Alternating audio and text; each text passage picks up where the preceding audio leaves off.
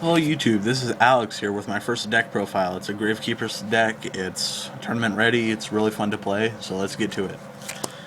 3 Gravekeeper's Commandants, because not only is he great for getting Necro Valley into your hand, you can discard him and you can add a Necro Valley from your deck into your hand, and if you already have it on the field, he immediately becomes a 2100 attack beater, really useful in the deck. He's one of the bread and butter pieces of the deck. Next, I run 3 Descendants. Descendants' effect is awesome. Tribute 1 Gravekeeper monster on your side of the field, pop one of your opponent's monsters. There's nothing that can go wrong, especially if you have a spy or a guard laying around that's doing nothing. You can use his effect and just wipe your opponent's monsters out. And not to mention with Necro Valley, he's a 2k beater. Next, I have 3 Spies. He's the search engine of the deck. With him, you can search out more sack fodder, or you can even search out a Descendant to tribute him to clear out a monster. He's great on defense. With Necro Valley, he is a much better defense, but his attack lacks, which is fine. You just have to be really knowing when to use him. Next, I have 2 Assailants. Assailant's nice and all, and people can run 3 if they want. I run 2 because I find him to be a dead draw sometimes. He's a 2k beater with Necro Valley, and his effect activates with Necro Valley on the field. If you attack an opponent's monster, you can switch his battle position, which can be good and bad depending on where you stand with him. Next, 2 Nudorias. I know he's not Gravekeeper, but he's just a really useful card for a Gravekeeper deck. He's great for clearing up the field. He doesn't even need to destroy the monster that destroyed him. You can bomb rush with this card, and if you do, you can just destroy one of your opponent's monsters. He's really awesome, and I think he fits into this deck really well. Next, I have 1 Guard. Guard is nice and all, but overall, he's only good for his effect, his defense, and tribute fodder for Descendant. His defense is really good with Necro Valley on the field, but once he's flipped, he's really no more use to you, so that's why I only run 1. Next, Visionary. Visionary is a great card, but I only run 1 because he's become a dead draw when I ran 2 or 3 a lot of the times. His effect is great. You can sack 1 Gravekeeper monster to summon him. He gains 200 for each one in the graveyard, and he's a great beater, especially if you get him out later on in the game after a lot of your Gravekeepers already died. So you can sack Spy or Guard for him, and you'll be just fine. Last monster, the End of Anubis. I run this card just in case I don't have Necro Valley on the field. He does the exact same thing except without the attack and defense boost. He's a 1 sack, 2500 beater. You can't really go wrong with that. Spells. 3 Necro Valleys. This is the engine behind the deck. Without this, the deck would be useless, but that goes without saying.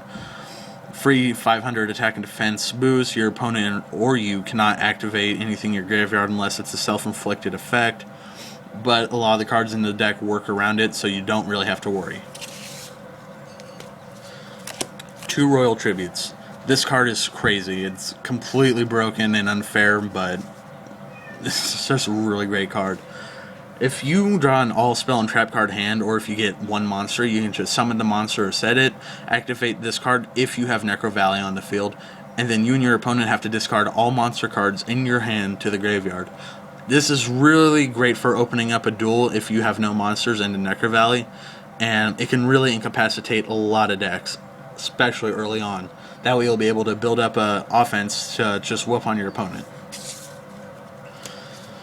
Next, we have 2 Wonder Wands. Wonder Wand is great for the attack boost and its secondary effect. Not only does it give your equipped monster 500 more attack, but you can also destroy the monster and this card and send them both to the graveyard and draw 2 cards. It's not destroy, it's send, just to clarify in case anyone's confused about that. It's just really good for draw power and attack power. Next, we have 2 Steals. Steel is good for bringing back Spy and Descendant, or just more tribute fodder in case you run out of monsters. It's unaffected by Necro Valley, which is the beauty of it. And it's just 2 free monsters right back to your hand. Next, I run 2 Dualities. Duality is really good in the deck, but running 3 can really mess up Spy. I find that 2 is really useful, and it really can't bother your deck much. So it's good for draw power in case you need to get that Necro Valley, and just runs really well. Next we have 2 Shrinks. Shrink is a really good card. I don't know why people don't run this as much. I've won duels with this card against Heretics, everything, Insectors, the OTK Fish deck, stuff like that. It just halves your opponent's not life points. It halves an attack of one of your opponent's monsters, so you can kill them if they're in mid-battle really easily. They're staples, but people don't seem to run it often, which kind of confuses me. It's a good card, and it deserves more credit than it gets. Next, I have 2 Mystical Space Typhoons. I would be running 3, but there's no room. It's, aside from Heavy Storm, it's the only back row remover in the deck. But that's not really something you have to worry about, seeing as your opponent can really take a beating off of just one destroyed spell or trap. 1 Dark Hole, staple, just in case your opponent floods the field and you can't stop it. A Heavy Storm to clear out their back row, but you have to be careful when using this. If you end up destroying your Necro Valley and you don't have a spare one on hand, this can really backfire in your face, so be careful with the use. Traps. 2 Bottomless Trap Holes. You can replace this card with Solemn Warning if you really want. I find that Bottomless runs a lot better in the deck. It's just a lot more consistent, and you don't have to pay 2,000 life points. I've never been screwed over by this card.